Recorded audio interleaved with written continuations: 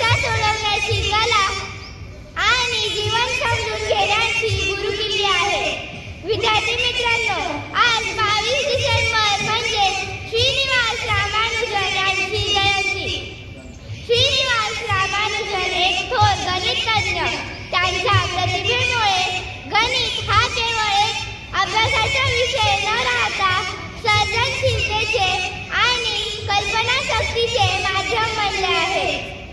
नमस्कार, मी अद्विका वाघ 6वी ह ची विद्यार्थिनी आजच्या गणित दिनाच्या कार्यक्रमात उपस्थित विद्यालयाचे मुख्याध्यापक आदरणीय श्री ठाकरे सर, पर्यवेक्षक आदरणीय श्री पवार सर, सर्व गुरुजन व विद्यार्थी मित्रांनो, आपल्या सर्वांचे सहर्ष स्वागत करते व आजच्या कार्यक्रमास सुरुवात करते. श्रीनिवास रामानुजन हे एक जगप्रसिद्ध भारतीय गणितज्ञ होते. त्या औपचारिक शिक्षण कमी असूनही त्यांनी केवळ स्वतःच्या बुद्धिमत्तेच्या बळावर गणिताला अमूल्य योगदान दिले. त्यांच्या शोधांनी आधुनिक गणिताला नवी दिशा दिली. म्हणूनच आजच्या कार्यक्रमाची सुरुवात श्रीनिवास रामानुजन यांच्या प्रतिमा पूजनाने करूया. मी आपल्या विद्यालयाचे मुख्याध्यापक सन्माननीय श्री ठाकरे सर व पर्यवेक्षक सन्माननीय श्री पवार सर यांना विनंती करते की त्यांनी श्रीनिवास रामानुजन यांच्या प्रतिमेचे पूजन करावे.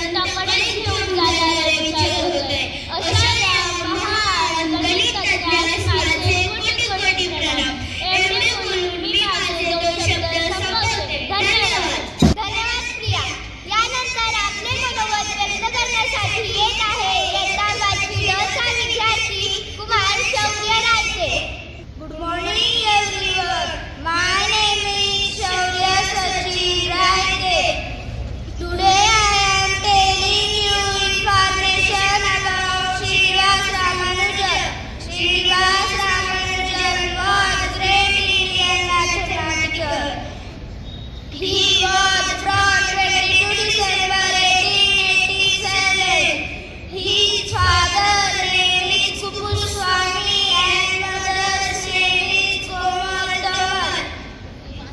From a young age, he showed interest in mathematics and solved difficult problems without formal training. He made many discoveries in number theory, finite series, and mathematical analysis.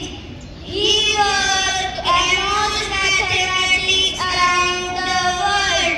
In 1913, British mathematician G.H. Hardy recognized his talent and invited him to Cambridge University. Srinivas Ramanujan's work had an incredible contribute to mathematics. His birthday 26 April 1920. Thank you. धन्यवाद शौर्य. यानंतर गणित दिनाबद्दल गणिती साहित्याची माहिती करण्यासाठी येत आहे इयत्ता 5वी ड ची विद्यार्थिनी कुमारिका Arushi Deore. Good morning everyone. Today I am explaining the types of fraction. First, equivalent fraction. Equivalent fraction means such fraction of equal value. For example, 1/2, 2/4 and 3/6. Second, proper fraction. Proper fraction means such fraction of numerator is less than denominator of denominators. For example, 5/6. Third, improper fraction. Improper fraction means such fraction numerator greater than denominators. For example, 8/6. Fourth, like fraction. Like fraction means such fraction having the same denominator. For example, 1/4 and 2/4. Fifth, a like fraction. A like fraction means such fraction having the different denominators. For example, 1/2 and 2/3. Sixth, mixed fraction. Mixed fraction means such fraction a combination of a whole number and proper fraction. Thank you. Have a nice day. धन्यवाद आरुषी. यानंतर कार्यक्रमाच्या शेवटाकडे वळूया.